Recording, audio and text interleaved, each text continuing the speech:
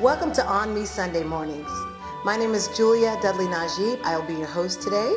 And we have our guest host, Gregory Melancon from the African American Historical and Cultural Museum of the San Joaquin Valley. Welcome, Gregory Melancon. Thank you very much. We finally got you on the show. We talked about you on the last show, but we knew how busy you were.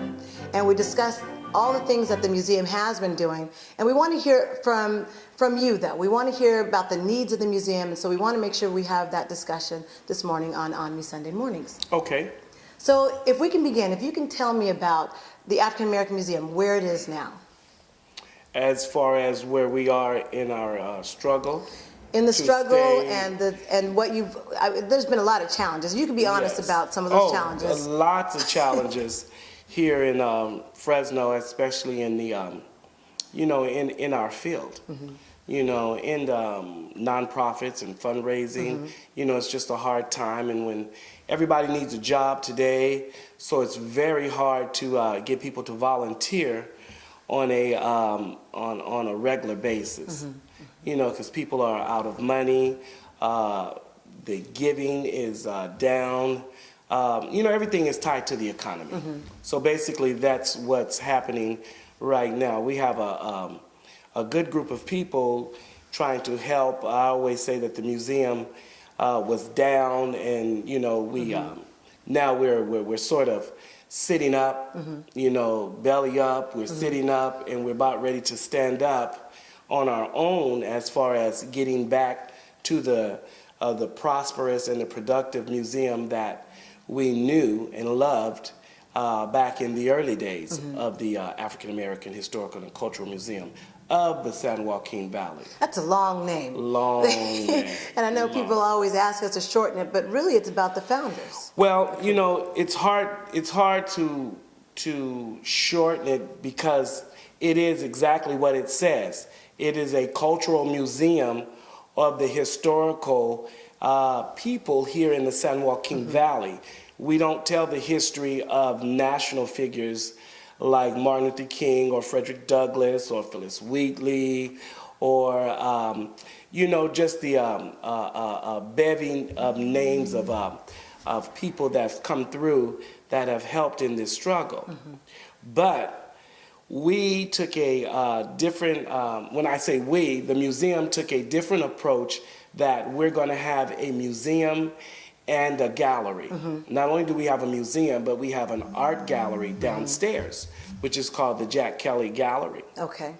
And in the gallery, we are able to debut many African Americans'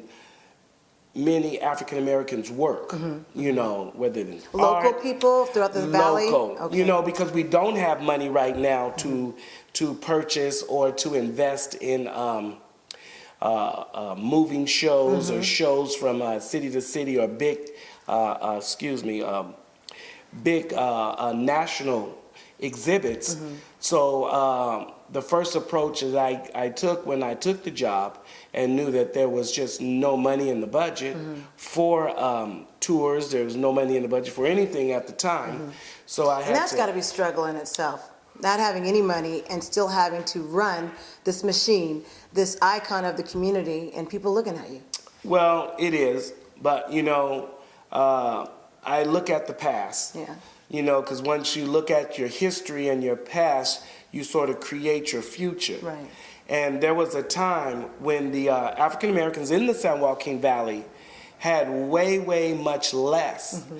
And when you look at what they did in those days, they did more with less.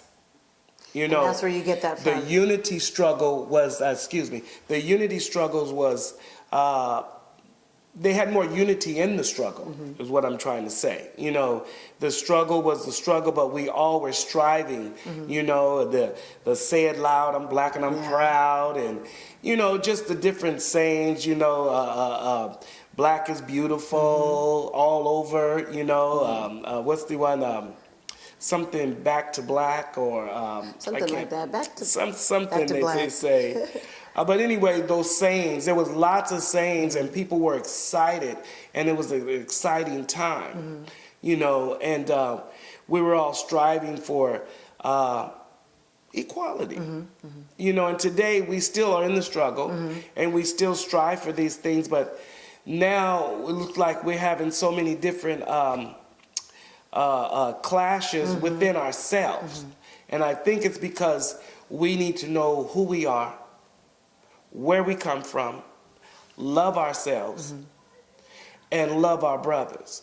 You know, it's easier to say, I love you, but do we really mean that? Right. You know, Right. understand meaning some unconditional love, you know, or being a part of the program, or being a part of the project, and giving your all.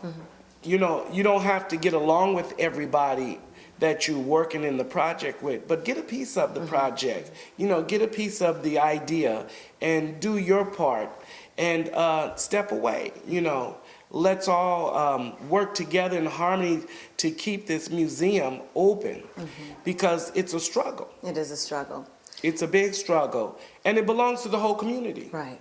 You know, And so it goes beyond Fresno, would you say? There's no other African American museum beyond Fresno in Bakersfield? not of this nature. Right. You know, usually they're owned by the state, they're owned by the government, or they're run by the government or the city government, or, you know, national government. Someone is filtering money, Right. so therefore that they can stay afloat. And when people give you money, there are guidelines. Yes. You know, when we give our kids money, you know, there's stipulations. So therefore there are guidelines when you give money. And so therefore we've learned to, like I said, we learned to do a lot with less. You know, so we use our people here in the locally. We use our artists. We put out the word. We call up people. I literally knock on doors and see artists that have been working and very modest. Oh, this little work. I say, oh, that's gorgeous work. Let's bring it on out. Let's dust it off. Let's do some doctoring up the photos here and there, or let's put a little paint on this, or let's fix the frames, and let's put a show together. So this is a safe haven even for the brand new artist that's trying to get their foot in the door and really have the experience of being able to showcase their art in a real gallery. Yes, it is. Yes. So after the break, we're hoping that you'll be able to tell us some of the artists that are being featured now and perhaps during Black History Month, because we want to make sure you get to visit the African American Historical Cultural Museum of the San Joaquin Valley, located on 1857 Fulton Street, and even be a member. So we'll talk about that right after this break. You are watching ONME Sunday Mornings.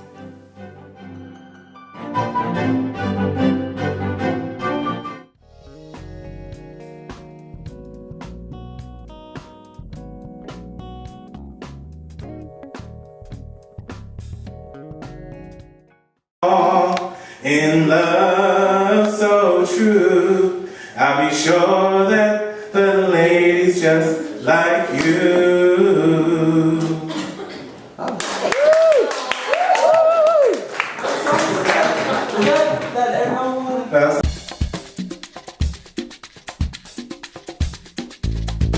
Very exciting news. AMPTV has now partnered with the California Advocate newspaper and Valley Black Talk Radio to bring you On Me. All in one media, one place, one price. Do business with us, you won't regret it.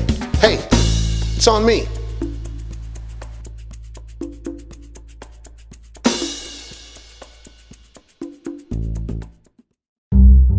Honoring America's 2014 Black History Icons, brought to you by 7 Angels Thrift Store and More, 1464 Fresno Street, Fraser Realty on 7643 North Ingram, Suite 105, and Insight Design and Print. I'm a woman who came from the cotton fields of the South. From there, I was promoted to the wash tub, and from there, I promoted myself into the business of manufacturing hair goods and preparations. Don't sit down and wait for the opportunities to come. Get up and make them. Madam C.J. Walker. Madam C.J. Walker was an American entrepreneur and philanthropist, regarded as the first female self-made millionaire in America to market a hugely successful line of beauty and hair products for Black women. We salute you, Madam C.J. Walker. Also brought to you by Cowboy Joe's Smoke Shop, 1468 Fresno Street, Cafe Aroma Coffee House, 550 North Fulton, and the African American Historical Culture Museum of the San Joaquin Valley, 1857 Fulton Street. Welcome back to ONME Sunday Mornings. My name is Julia Dudley Najib. I am your host for today, and we have our wonderful guest host, Gregory Melancon, the Executive Director of the African American Historical and Cultural Museum of the San Joaquin Valley. It's a mouthful, so we can shorten it by just saying African American Museum. That's what we usually say, AAM. So being politically correct. So we were talking about some of those challenges that the museum went through and what you've had to do to really get it up to par. But what are some of those things that have already been done at the museum that people may not know about? Well, you know, when I first got there, we had an exhibit, and, you know, it was just a blessing that this artist, Charlotte Franklin, came to me with an idea of putting an exhibit that would last 9 months. You know, we would debut, well, the exhibit was the Foot to Fork, and it was the history of soul food. So each month, she either at Art Hop, we either told a story, or we had a demonstration, or we gave samples, and we had a few contests on different foods, and different foods that the African people brought over, well, actually different foods that they created when they got here. Because they weren't able to bring anything with them. They stripped them of everything, including their name and their identity. So whatever scraps and they were through us, that's what we took, and we made good food out of it. You know, and so she talks about greens, and she talks about the history of barbecuing versus grilling, the things that we created or recreated. It talks about no one was frying anything in America before Africans got here. Is that right? You know, and so, and you know, today we fry everything. Yeah. You know, not only just chicken. That could be a good thing and a bad thing, though. Yeah, we fry Kool-Aid and Twinkies, and I've never tasted any of that stuff, but I'll stick to the fried chicken. That's a good thing for me. But with the exhibit, it gave history. It was fun of knowledge of something that you put into your system every day, or you see on a weekly basis, and you get to find out about grits, and you get to find out the secrets or the traditions of black eyed peas at New Year. So we went through a whole year of these foods in this exhibit. And then she also created a lovely a tablecloth artist piece, and you lay it down, and it has all of these different food groups, and it has all these different types of items that the Africans brought over, that were able to create once they got here to America. That was an excellent exhibit, and we still use it today. We still refer back to it today, because we can always add to it, because there's always somebody else in the African American community that is creating a new food. You know, we talk about the latest of those glory foods that we find in the grocery store. That was black owned at one time, you know, or they were the founders of it. We've had numerous local artists. We've had a young lady, Darlene Laney, who had a exhibit of black and white pencil. You know, and it was the color of pencil. You know, the different shades. It was beautiful artwork. And we've had one man, he brought his artwork over. He had went to a yard sale and bought 150 cabinet doors. Wow. And he took those cabinet doors and used them as canvases. You can make anything. And he drew beautiful work on those, and he hung those up in there. And that was the cabinet door exhibit. So, you know, we're looking. So these are unique exhibits. This isn't just art on the wall. This is even down to from ceramics to cabinets, cabinet making. Indeed. You know, and so it gives you an idea of, you know, some of those hobbies we have. We think, oh, it's just a hobby. Well, there's other people that love to see your hobby. So we showcase you in the gallery. You know, and then we have some. Then we have some gorgeous acrylic paintings, and we have some chalk, and you know, we just have lovely artwork. You know, and it's not all, when they ask a lot of times, well, do you have to be African American to show your work in the gallery? No, you don't. but it is a venue for African American artists because they say they don't have a place to show their work. And a lot of times it's not just African American art, you know, it's American art. It's abstract, you know. There's lots of different things. You know, we had doll makers. We've had an exhibit on dolls, and we've had Christmas trees. I just thought. Yes, we did. We had our Christmas tree exhibit. So, you know, there's lots of creative things that we can do at the museum, but we need people. Okay.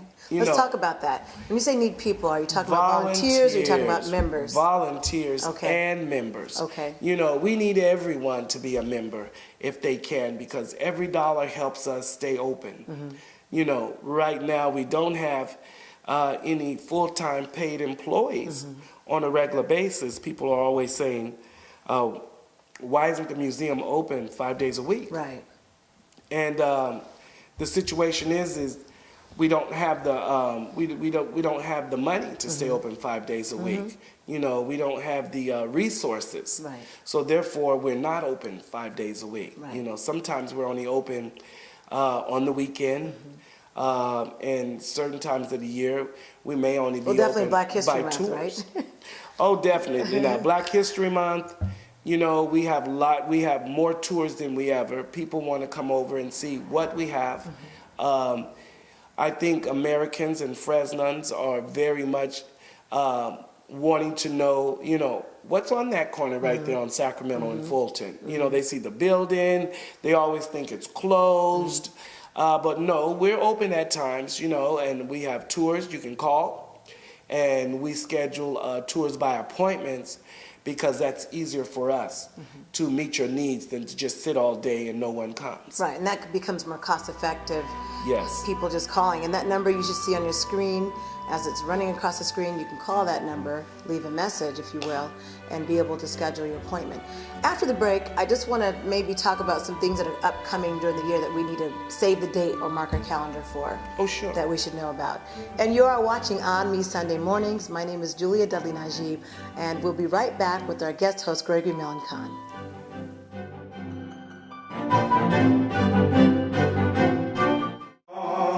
In love so true, I'll be sure that the lady's just like you.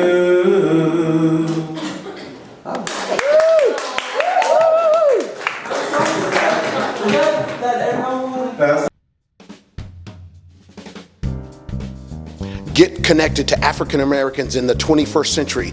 Now there's a virtual card for you to scan the QR code and get access to ONME, Valley Black Talk Radio, The California Advocate, and AMPTV, all in one spot, based on the 21st century. Get connected.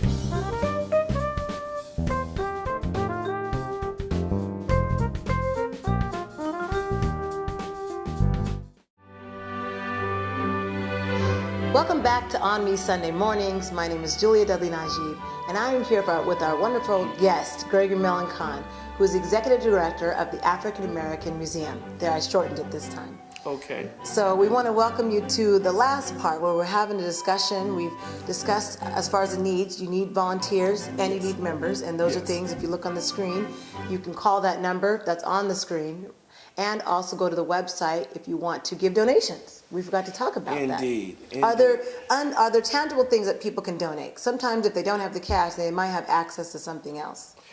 Well, we love old artifacts. You know, if they're a lot of times when people pass, the family sometimes just take the books and throw them away. A lot of the papers, they think that they're no good, so they just toss them out. And sometimes you can give those papers to the museum, because we'd love to go through that stuff, because there's history in papers. Right. You know, back in the day, people kept artifacts. They kept lots of articles, and they kept books that were very pertinent and important in our lives. And so, and I'm sure there's so much history out there of different people that from sports events to you name it. There's just lots of different things, and we would love to have those gifts, you know, and you have photos. because in the gallery, as I didn't talk much about the museum portion of the museum, but it's upstairs, and it's a pictorial museum, and there's just lots of pictures, and people walk down the hall and pointing at pictures, and oh, I remember them, and we have it broke down into categories. We have, law enforcement, we have education, we have civic, we have religious, we have the doctors. So we have just lots of old pictures of people back in the 60s and a lot of first. And that's what brings us to the Trailblazer event we're having next Saturday night at the Golden Palace. We started it about 6 years ago. Well, 5 years ago. This will be the 6th. And what we do is we honor some of the heroes and some of the pioneers here in Fresno that have spent their lifetime fighting for good causes, on their job, being the only black on the job and making sure that we're represented, so years later that we can have more black people in jobs, so we give them awards. We have the first doctors and the first person that worked at a grocery store. So it doesn't have, sometimes it doesn't have a significance, or someone think, well, I'm not a doctor or a lawyer, but it's just common everyday folk. Right. Sometimes, there's teachers, that were first in their field. So a lot of first. A lot of first. And we have a gala event, we have a silent auction, we give them So this is where awards. we can dress up and dazzle and be dazzled on the, not like a red carpet, but it is better than a red carpet. Yeah, it's a beautiful time. We love it to be black tie.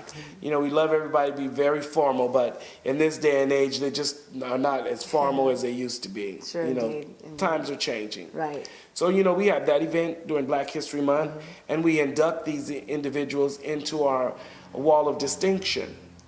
And so this is an important award, this Trailblazer Award. It's something of high significance throughout the Valley.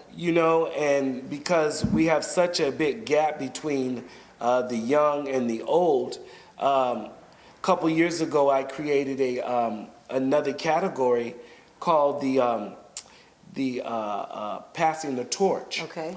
And we had our first Passing the Torch winner last year, and we'll have the second one this year. Okay. And that's where all of the trailblazers and pioneers will pass the torch of leadership down to the next generation. Are you allowed to say the name? Yeah, I'll say her name. Her name is Angie Barfield. She's our Passing the Torch winner this year. Angie works in Clovis North, I think. Yes. And she does a great job working with the kids, and it's such a beautiful thing when we have the zest for life and we're smiling with the kids, and we're not always scolding them for things that they do bad, but she's always, right there, their main cheerleader, cheering them on, helping them get good grades. And then she brings educators to town, and they have big dinners. Yes. So she's the reason why, she should be given the Passing the Torch Award, because she does work with the next generation, and she understands that our future are our kids. So also this year we added another award where we have lots of people here in Fresno that have gone on in the entertainment field, or the sports field, or they're somewhere in entertainment, singing, dancing, playing instruments, acting. And this year, our first, we're calling it the Shining Star Award. Shining Star. So we call it the Shining Star. Is that from the Earth, Wind, and Fire songs? Actually, sort of. Okay. We just figured instead of giving you Entertainer of the Year or, actor, best actress, all those awards are out there. So we wanted, to have a little flair and a little swag with it. So we decided, well, let's just call it a Shining Star, because when you're an entertainer and when you're out there doing things for the public, that's what you are. You're shining your star. Right. And this year's winner, the first time we're having it, and our first Shining Star winner is Jeanette Harris. Oh, okay. She's a know that name. Professional saxophone player. Yes. All right. Will we be able to hear a little bit, or is that asking too much this time? Not this year. Okay. Hopefully we'll have to maybe wait in to the hear near her in future. concert then. Yes, or buy her CDs. Okay, buy her CDs. Yes. And so the Trailblazer event, that's February 1st on That's Saturday. February 1st. So people can still get tickets. They have a Yes. whole week to get those tickets.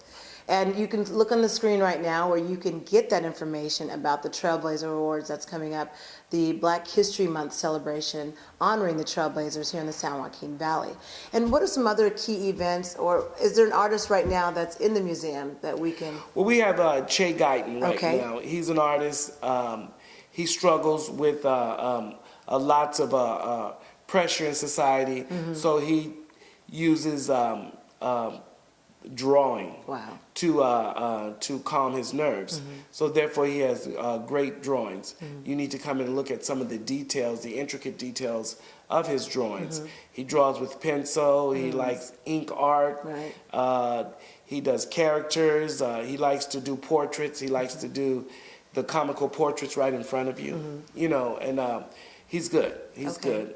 Another event that we are trying to make bigger and bigger is that we love to preserve our African American music. You know, our genres. You know, the soul, Right.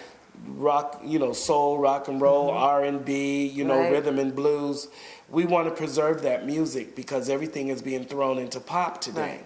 Yeah. So therefore, in the summer, we have a concert series called Hot Fun in the Summertime, Yes. where we do jazz in June, blues in July, Motown 60, old school 70s music in August, and we end Labor Day weekend with our Founders Day Gospel Fest. Okay.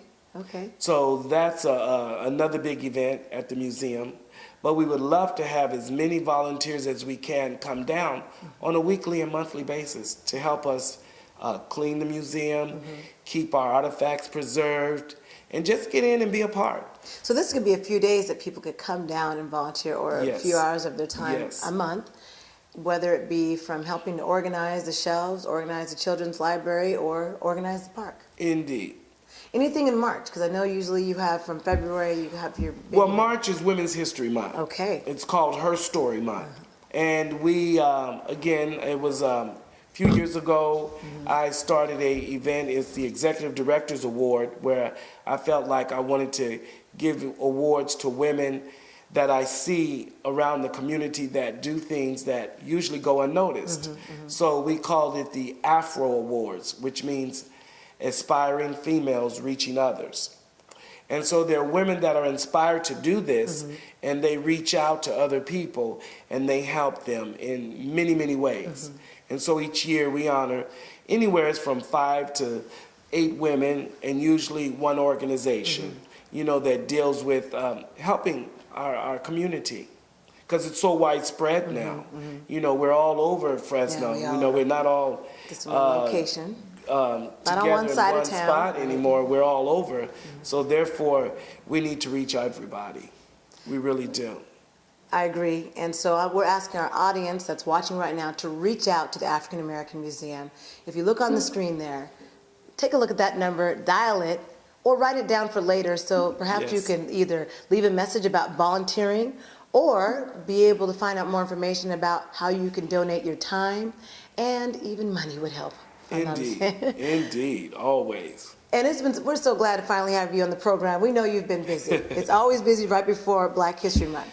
And it's, you know, the first of the year, we're busy. We start off at the end of the year with Kwanzaa at the museum. That's right. You know, and every year I say, I'm only going to do 1 day or 2 days, and I end up doing 7. And it's the whole 7 days. You know, this year I did get 2 days off. Yeah. You know, they ran it without me, but we, at the end of the year, you know, it's the start, we out running. You know, we have Kwanzaa from December 26th through the 1st, and then we have Martin Luther King. We just had a fish fry after the Martin Luther King March, which we call the Freedom Fish Fry, where people, after they march, they can come over and we fellowship together and we sit and we talk, and the museum is open. And the fish is good, by the Oh way. yeah, very well. And then we go right into Trailblazer. After Trailblazer, we go into March with Women's History. And then we're getting ready for the summer concert series. Ooh, when do you get a break? In between there, we're still trying to put together some artist exhibits. One last thing I did want to bring up, because we talked about it on the previous program before we Yes. dial out of here.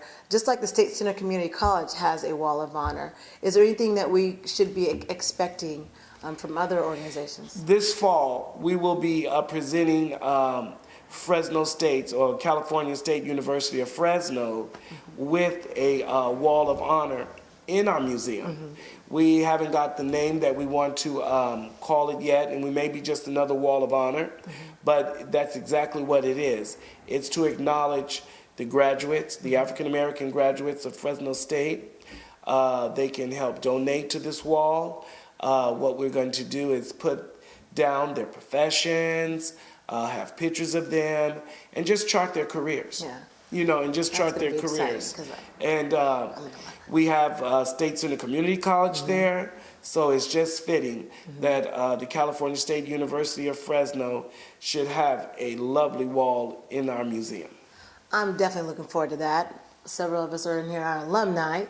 And you'll see that on your screen as well. That event, as far as the meeting for that first meeting for that event, is going to be February 25th at 5:30 p.m. at the African American Museum. Yes. If you do have an interest. So that's kind of an open community meeting for the... It is an open community meeting because we'd like to have your input, because everybody or lots of people know someone that have graduated from Fresno State that have went on to do great works, and we may have lost contact with them. And I tell you, there's nothing greater than this Facebook. Yeah. So therefore, to catch up with Connect with all your everyone. old pals.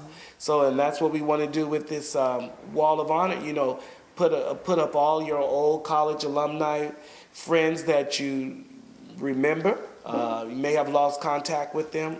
We like them all to be a part of this exhibit. And once a year, we'd like to put on a big gala event for it. That would be nice. So, you know, and that helps the museum, because every time that we have an event to bring in money to help the museum stay afloat, you know, and to progress. Thank you, Gregory Melancon, for being You're welcome. on ONME Sunday Mornings. And after the break, we'll be bringing back Linus Najib, who's going to talk to us some more insight about ONME, what's happening with ONME businesses. So stay tuned. We'll be right back.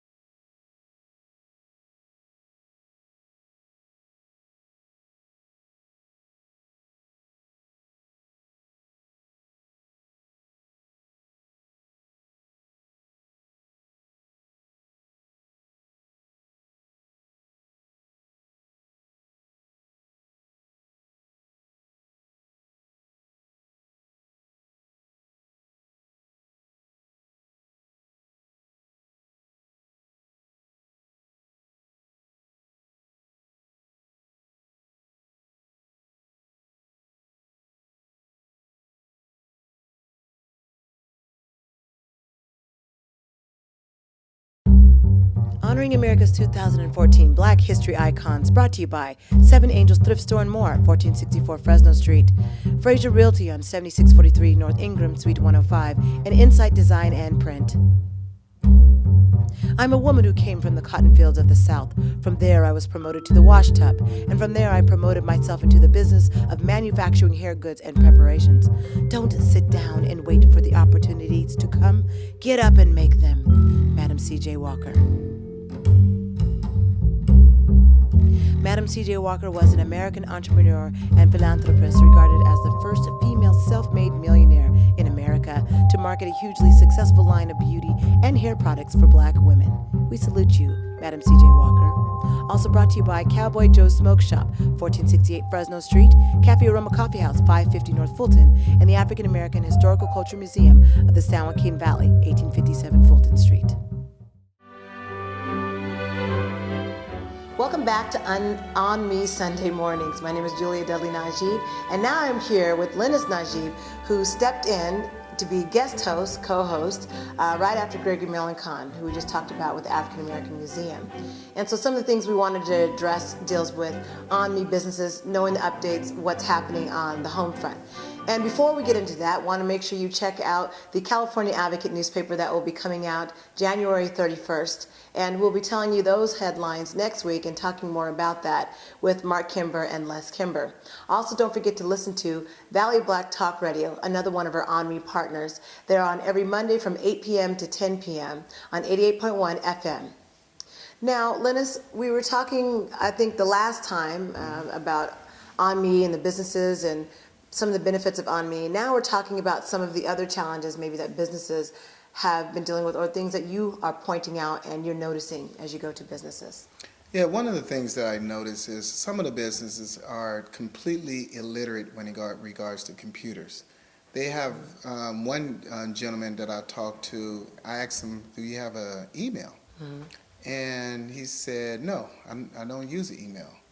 So they don't communicate via email? No, he never had an email. He never used an email. One gentleman never used Facebook, never advertised through Facebook or referred. Okay. How is that possible? Because we're in 2014 and you're telling me these are business owners. Yes, these are business owners, but they have no recollection on how to advertise themselves through Facebook or through YouTube or through emails at all. Okay. Okay. And that was shocking to me. And I'm like, I'm writing down the, his name and last name, and I said, oh, can I have your email? He said, no, I don't have one.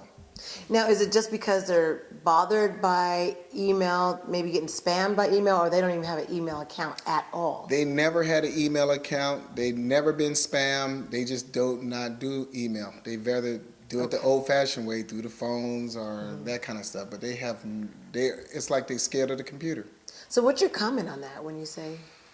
I didn't want to appear to that gentleman, some of the business owners, as shocking, but I'd be really internally shocked that with all the computer technologies in 2014, that they never even tried to take the time to learn how to use a computer or get on there and just try to see what functionalities that can help them boost their business. Functionality, you just talked about that. So can you talk about the importance of why a business owner might need an email? Oh my God, it's so much. An email is basically how most people communicate. You know, if you're not around, you're doing your business, some people would send correspondence to for far as emails and also pictures that related to your business. If they don't have an email, it's no way that anybody can give them any kind of information. They totally blocked or limited, extremely limited from all kind of information that would enhance their business. So when you say that they're limited, do you mean that they're limited to the internet world or just in general? They're limited not just into the internet world, they're limited in general from getting, whether they can pull out discounts, whether they can expose their business to a wider audience, they're extremely limited. So what do you suggest to the business owner who doesn't have an email, doesn't want to pay for a website to have an email? What's the easiest solution? One of the easiest solutions is have us do it for them. Okay. We can do it, basically we can do it for them. Preferably they should go take some classes and try to educate themselves on technology is the best option. But if they don't have the time, they can pay someone to do that for them. You know, we have interns. We can help them with their email. We can help them push press releases out there and expose them and get their business on the map pretty much. So would you say a website is taking it too far? Sometimes a business owner sees a major cost from having to rebuild a website, doing a website versus a template, and I know a lot of people do not understand the difference with that. But what would you say is more advantageous? Social media, having a Facebook page, or a website, or do they both serve two different purposes in your opinion? Preferably both. You want to have a combination of both. But preferably right now, social media is the ongoing thing, the Facebook, the Twitter. Everybody is communicating through Facebook on a mass level. So anything that you have that's associated with social media is always a plus.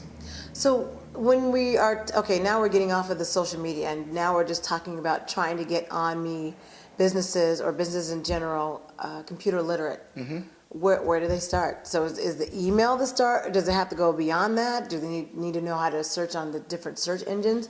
Have you talked to people? Do they not even use search engines? If they don't know how to turn on a computer, some of them, certainly don't know how to use a search engine, and most definitely don't know how to use social media effectively.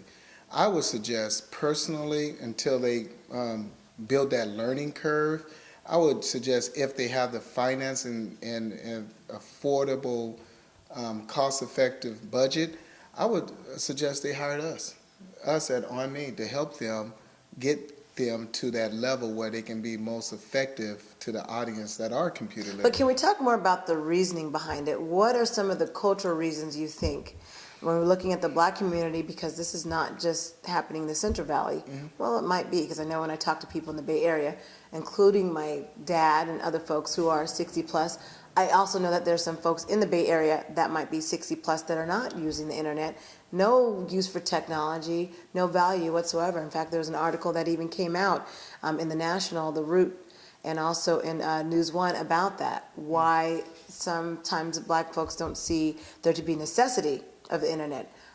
So what's your thought on that? Well, a lot of them that I found when I talked to some of the older gentlemen, not so much the younger, I'm looking at the older, say around the ages of 50 plus, that I notice, maybe 45 to 50 up, are having a hard time adjusting. Okay. And it's like a fear. You know, when I used to teach math, and a lot of times students have a fear of math, so they try to avoid it at all costs. Just like when you see some students, or you've been a teacher, I saw some young lady have a fear of reading, so she avoid reading. So that's the same type of fear that I see they have. They have a fear of computers, and every time a computer is mentioned, or website, or email, or Facebook, they pretend to know what it is, but at the same time they have no clue what they're doing. Right. So they avoid the topic, and consequently, their business or their life in general suffers from it, because they are blocking themselves from a world that is progressively going forward, and then they are left behind. Kind of similar to a person that can't read, or if are they math illiterate, they just not have the same functionality to exist in today's society. Yeah, so technology is moving on, whether we want it to go forward or not, essentially. It's going forward. It's going to be, it's going. So. And so right after this break, we'll talk about some of those national news headlines, such as NFL players going bankrupt after 3 years. We want to definitely have that discussion, give you some insight. So stay tuned. You are watching ONME Sunday Mornings. We'll be right back.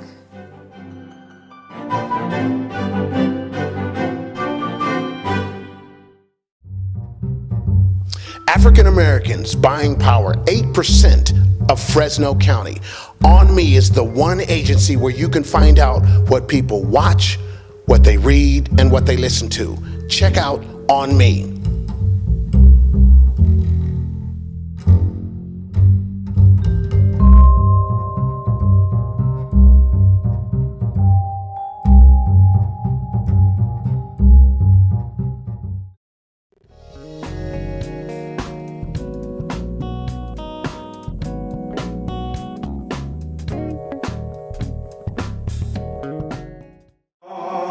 In love so true, I'll be sure that the lady's just like you.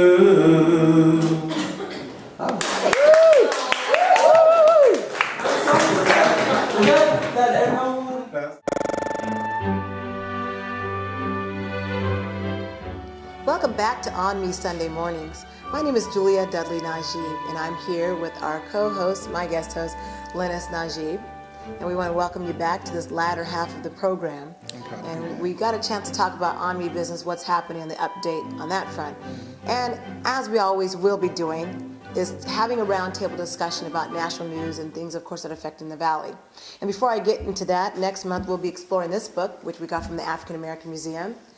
It's the African American history, it's a chronology of the African American history, Alton Hornsby Jr., and we'll be taking some excerpts from this book. And if you want to know about the news items that we're discussing today, know that you can download the app for free. It is a free web app, app.amptvnow.com. And that's where you'll find out more information about Valley Black Talk Radio, the California Advocate, and other Valley news sources, as well as the Black National News. We put it all in the app for you. All you got to do is download it. It's free, app.amptvnow.com. And as we come to the last part of our programming, I was reading to you from one of the news stories from our app, and I'm a little concerned because these NFL players make millions, it seems like. Yeah. And it seems like they're a slave to the field because they're spending so much time out there, I want to say, damaging their bodies. And then to spend so much time out there to get millions of dollars, not just 1 million, 2 million, 3 million, not even just 10 million.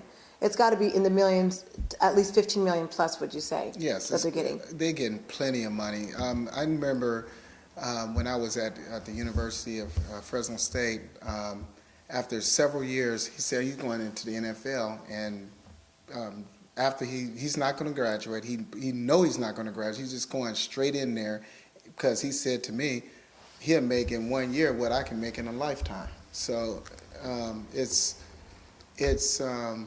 astronomical amount of money they make per year, and they get paid every Friday. So then does it make sense that I'm able to name off here, and again from the app, and this is from our Politic 365 that's on our app, where it's talking about 10 of these NFL players, where first they say 78% of the NFL players blow it in 3 years. How is that possible, to blow millions of dollars like that in 3 years? Well, a lot of it is not being educated. Some of it is being gullible, giving their money to people they think they can trust. And you witnessed Kareem Abdul-Jabbar went through that same situation. He gave his money to something, and it was some bad investments. When you have $1 million, they say just putting $1 million just in a bank, just with the interest alone, sitting at the lowest possible interest. If they're putting it in the bank. Well, they have to be putting it in the bank first. Well, if they put it in some kind of the lowest investment possible, it's $60,000 a year that they just make just by letting it sit there. That was something's wrong then. That's a few years back. Right. So if they're giving it to some so-called investor, and they taking their money, and while the NFL player is on the field catching footballs, tackling, lifting weights, he's trying to make the team every year, and he's under pressure, and because younger guys are coming in trying to take that person's position all the time. Yeah. So, and they think they have plenty of money because they's looking every Friday, looking at a check for $300,000, $400,000, probably even more, sometimes $800,000. Per week. Why is there no value of that going back to the community? Because if you look at how many African Americans are in the NFL or any professional sport, I could talk about the NBA as well. Why is that not getting filtered back to the community? There are some, but it seems like there's not enough. Some players, from my information, when I talk to some people, now this is isolated incidents, feel that they probably better than the average person. They come there, they have their expensive cars, their nice clothes, their entourage, and they feel that they literally better. But it seems that they could even look better or be better by giving back to the community from whence they came from. It seems like, and there are players that do that. We've seen that. Yes, there are some players that do that, but there are some other players that don't do that. And there's more of the some that do not. Some of them just totally disassociate themselves from their community. You can look at some of them. Why is that, you think? I think a lot of it has to do with a slave mentality from the past that don't want to be associated with being black. In a sense, some of them go into marrying white women. You know, just being real. They marry white women. They associate with anything that's outside of their community as it being a shun, and that's unfortunate. That's very unfortunate because just as they struggle to make it to the NFL or the NBA or whatever the case might be, there's another young African American young man that was in the exact same position that somebody, a team of community people, helped them get to their point. But a lot of them, they take that help and then they cut it off and then they don't come back and give back. It just seems that since I know the past few programs we've been talking about the importance of mentorship, and we talked about it last week. It just seems like it'd be nice if some of those dollars were going to the mentorship to help the young person that's in the community, to help. We're looking at what, the age of 23, people are getting arrested, 50% of African Americans being arrested. It seems like that would help. And so when you say they're afraid, or they're afraid, and so they kind of leave, so they're not associated with the community, that's a concern. It seems like we need to have a mentorship for the NFL players. I'm just saying. That's correct. I constantly, sometimes, you bring up a good point. I was thinking too, as I was sitting here, about Michael Jordan's father. When Michael Jordan's father was robbed and murdered, slain, he was driving around in a candy apple, if I'm not mistaken, a candy apple Mercedes-Benz, top of the line. And he just unfortunately ran across two hungry youth that saw that, and they took his ring, I guess the ring that Michael Jordan gave his father, and they couldn't find him. They threw him in a ditch somewhere, and they identified Michael Jordan's father by his dentures. And if you rewind the tape back a little bit and say, okay, what if those kids would have been touched by somebody mentoring them or guiding them or helping them and seeing a better life and seeing a better future? Guess how many people pretty much died that day? You have those two kids that's probably still in penitentiary right now to this day, and the families that they're potentially affected, primarily African American, and also Michael Jordan's father and how that affect his life. But had somebody helped and contribute and did some preventive maintenance to that community or to those youth, it don't take much. And give those kind of situations probably could have been avoided. Right. And that's what's going on right now. A lot of our youth are not getting the male role model attention that is needed. So they go, what the hell, what the bleep, So then they gonna take from somebody else by all means necessary, and they don't care if they have to kill. That's too bad. And if we look at some of these players, I'll just briefly go through it. We're down to our last few minutes, of course. Vince Young paid $36 million over 6 NFL seasons, and he filed for bankruptcy just as of recent. Wow. Bernie Kosar blew millions in a restaurant venture. Mark Brunell blew $50 million in failed investments involving restaurants and trusting the wrong people. So it's not just I was wrong about just saying 15 million or 10 million. It's 80 million, it's 50 million. Terrell Owens lost $80 million after mishandling his fortune. How do you mishandle $80 million? I'm like, geez, just a small percentage of that. Deuce McAllister, $70 million over a career, blew NFL fortune on a Nissan car dealership. So that's what's disappointing. That's what it worries me, that we've got more kids now looking at the TV, looking at the NFL players, looking at the NBA players, and wanting to be like them. Are you sure you want to be like them? Are you sure? Because when you look at those type of numbers and money to spend, it's like the money was tissue paper. I feel like that's what it was used for. If we were to take a portion of some of that money and put it into like an incubator, where some of the small African-American businesses can benefit from with their ideas, that in itself will help change the community. Well, then let ONME be the example. So that's one thing ONME is doing that we didn't get to mention in the very first ONME, is that out of that $75 annual membership, where you have the ONME business member or just a person that wants to donate, is getting not only a subscription to the California Advocate, not only are they getting more involved with Valley Black Talk Radio and AMPTV, but 5% of that is going back to the mentorship program that we have for the media arts for our youth, for this community. And same thing with some of the ONME advertising during this program. You have a percentage of that goes to the media, and that's going to also the mentors. So just I wanted people to know that, because we never got to mention that. Number one, if we don't take the time, just watch your youth right now. Just really look at them. Just some of them. I am not talking about the ones that are the good or the straight A students, and because those are also being affected. I'm talking about the ones that really need our help. And if we can catch them early enough, we can prevent them from becoming monsters. Not only in other people's lives that will affect them, but also possibly in your own life. Right. Right now, when you talk to them, the ones that I'm speaking of that are damaged beyond control, it is almost impossible to literally have a conversation with them sometimes. And I know you were kind of showing, during the break, you're showing us a video of a Yes. 19-year-old. Yes. And it's sad to say, but he went to another community because they were predominantly white in hopes to rob them. No, in hopes to rob him, he did rob him. Oh, he did rob them. No, he robbed him.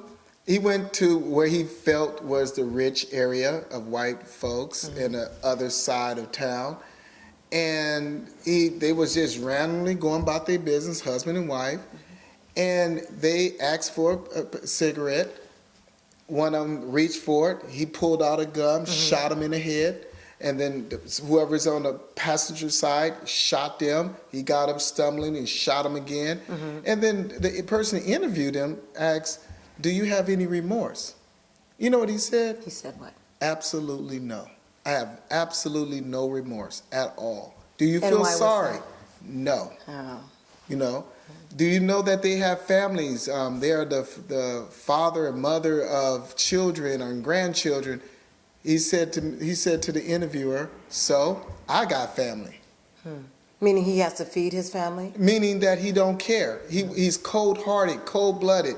And then they asked this important question was, what do you hope to get from this? He said he want the death penalty. I want the death penalty because if I get life, I will, promise you, mark my word, I will kill somebody else. That's why we're needing more than just mentorship. We need an intervention in our community. We need more than Well, we do need intervention, but we have to catch those youth before they get to that mentality of because that once level. it's at that age, and me and you both taught in the classroom, we know sometimes it's too late. There's only so much you can do. You might save a couple where they'll latch onto you and say, okay, I want to change, I want to make a difference. But then you have the others that have lived that mentality, that life for so long, there's no change that can happen. Well, right now, the streets are raising our kids to some extent. I'm talking about the inner youth here. And as a parent, and as you know as a parent, you know your children when they have that innocent stage, and Yes. you love them, you kiss them, Yeah, and I they just do. hug you, and you read to them, and you have that innocent stage. So you wonder, what happened to that innocence from this point to this point?